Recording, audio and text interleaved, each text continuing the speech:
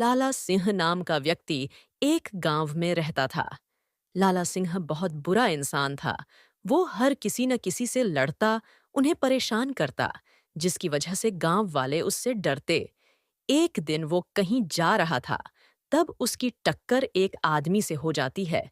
तब लाला सिंह उस आदमी से लड़ने लगता है। तुम्हारी हिम्मत कैसे हुई मुझसे टकराने की? तुम जानते नहीं मैं कौन हूं। अभी मैं तुम्हें बताता हूं। नहीं, मैं तुम्हें नहीं जानता।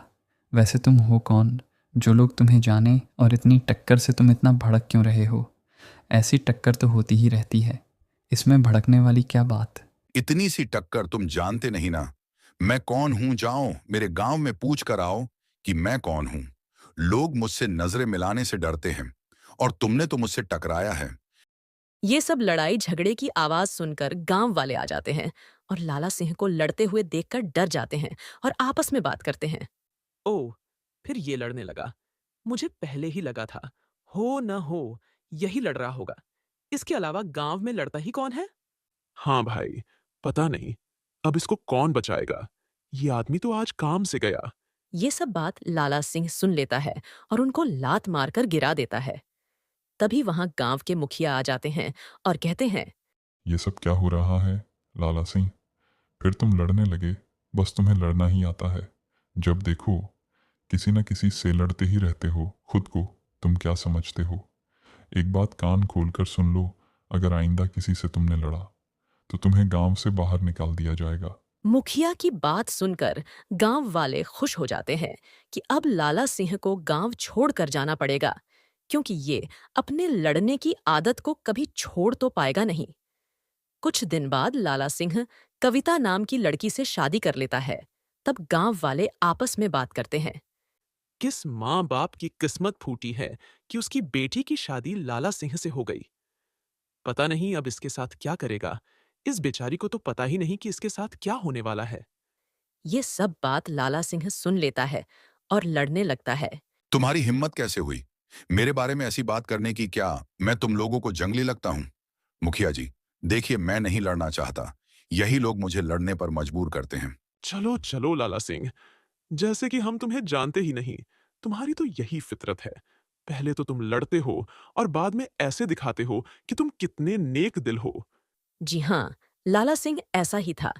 पहले खुद लड़ता, फिर ऐसे जताता कि उसका दिल किन साफ है और वो बिल्कुल भी लड़ना नहीं चाहता।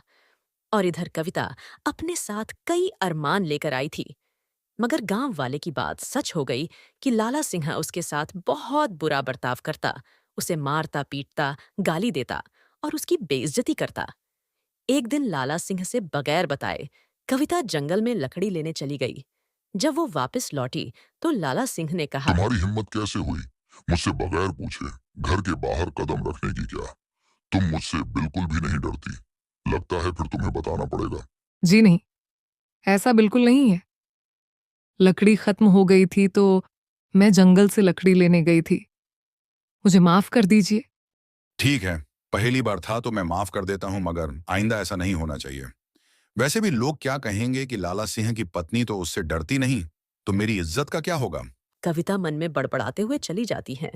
गधा, पता नहीं खुद को क्या समझता है। उल्लू का पट्ठा। कुछ दिन ऐसे ही चलता है। जब कविता लाला सिंह के बर्ताव से ऊब जाती तो वह एक फैसला लेती है। इसका बर्ताव तो बदल ही नहीं रहा और ऐसे जिंदगी गुजर नहीं पाएगी। अपनी जिंदगी बचाने के लिए कुछ करना पड़ेगा।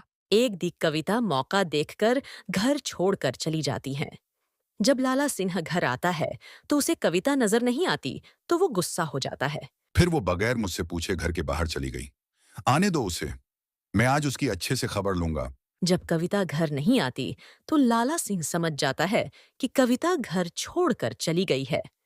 फिर भी लाला सिंह अकड़ के कहता है, अच्छा हुआ चली गई मनहूस। वैसे भी कहाँ जाएगी, लौट कर तो उसे यहीं आना है। जब ये बात गांव वाले को पता चलती तो वो कहते हैं, जब वो एक औरत होकर लाला सिंह का सामना कर सकती, तो हम क्यों नहीं?